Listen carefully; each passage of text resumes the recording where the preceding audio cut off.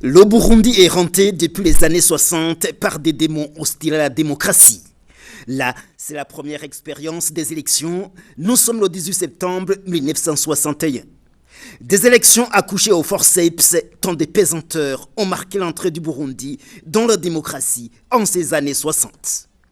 Des pesanteurs mis en branle par la tutelle belge qui n'entendaient pas laisser les millions de Burundais se prononcer en faveur de l'indépendance par la voie des urnes.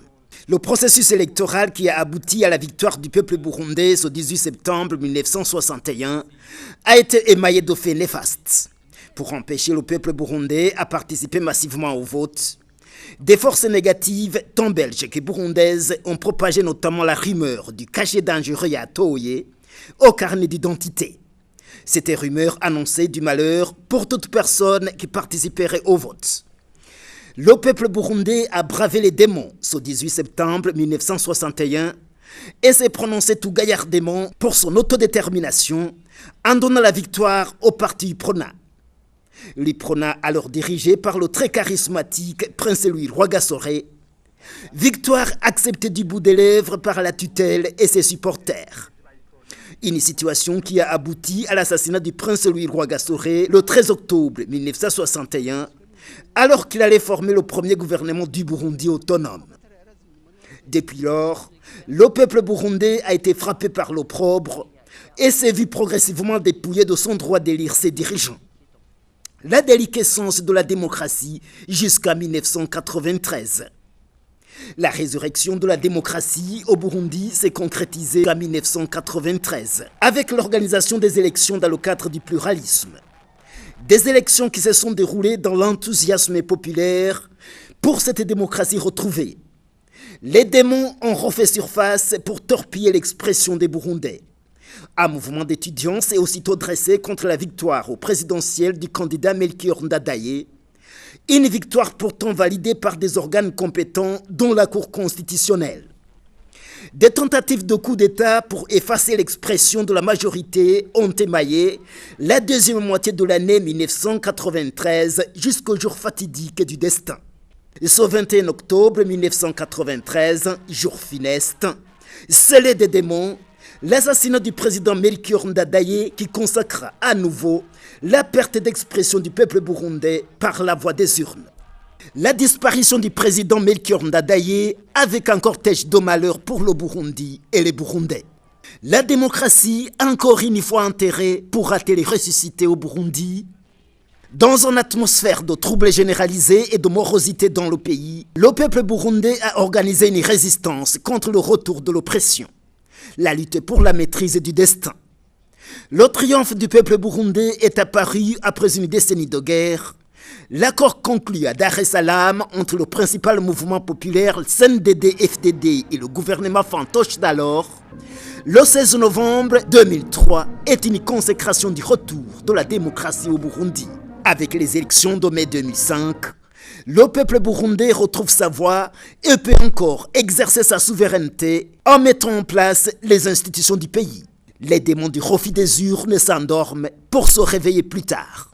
Des partis perdants des élections communales de mai 2010 n'ont pas eu le courage de digérer leurs pertes. Ils ont choisi le sabotage du processus électoral en se retirant notamment de la course au présidentiel.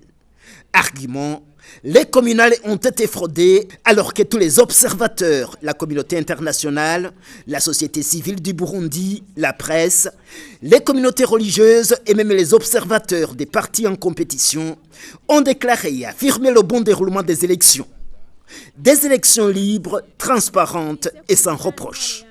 Cette attitude de mépris et de négation de la démocratie laissait planer des nuages sombres sur le paysage politique burundais.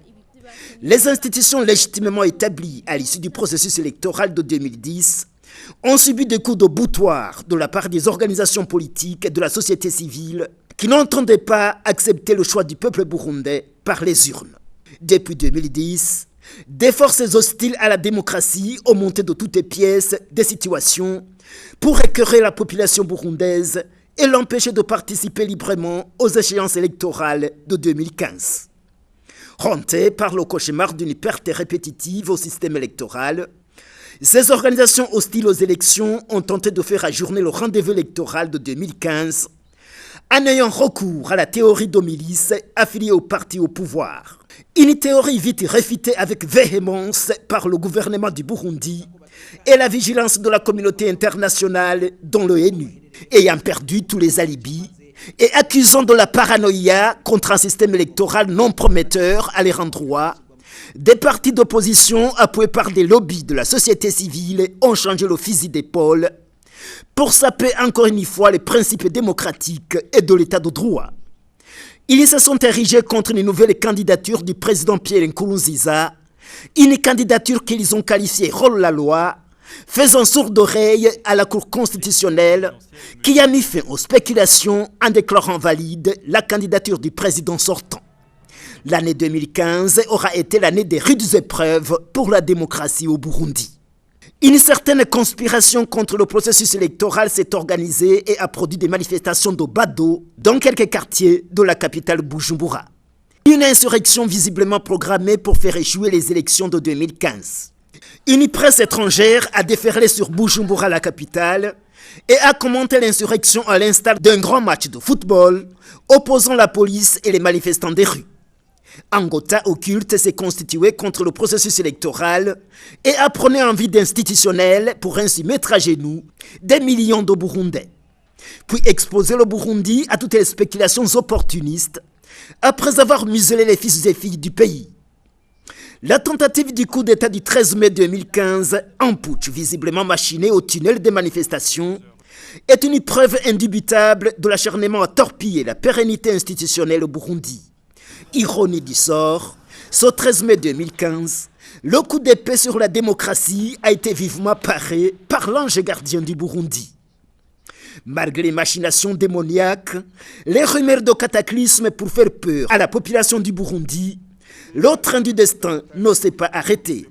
Les Burundais se sont rendus aux urnes en cet été 2015 et ont affirmé encore une fois leur souveraineté. Des institutions librement établies comme en 1961, en 1993, en 2005 et en 2010. La voix du peuple a triomphé. Des institutions légitimement renouvelées malgré tout. Vox Populi, Vox Dei. La voix du peuple, c'est la voix de Dieu. Le président sortant, Pierre Nkurunziza, a été réélu avec un taux de plus ou moins 70% des suffrages. Et il a prêté serment. Une belle leçon aux spéculateurs de tout acabit. Le complot contre le peuple burundais a été déjoué sur le plan électoral. Reste à convaincre quelques Burundais égarés par des organisations occultes à déposer les armes et à s'incliner devant le verdict des urnes.